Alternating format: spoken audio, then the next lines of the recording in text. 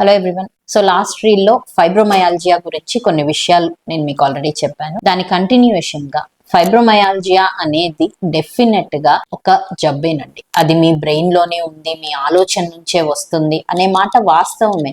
కానీ అందరికీ ఎందుకు రావట్లేదు అనేది మనం గమనించాలి.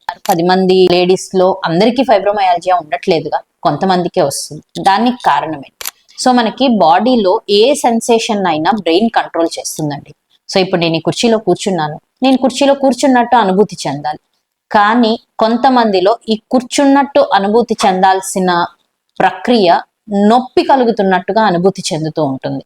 సో టచ్ గా ఫీల్ అవ్వాల్సిన సెన్సేషన్ ని పెయిన్ గా ఫీల్ అవుతుంటాం. వీటన్నిటికీ కొన్ని రకాల హార్మోన్స్ అనేవి కాజ్ చేస్తూ ఉంటాయి. ఈ ఫైబ్రోమయాల్జియా అనే ప్రాబ్లం ఉన్న వాళ్ళలో అటువంటి హార్మోన్స్ అనేవి పెరుగుతూ ఉంటాయి. వాటిని ఎట్లా కంట్రోల్ చేయాలి? అటువంటి mediators rather than hormones, mediators పెరుగుతూ ఉంటాయి.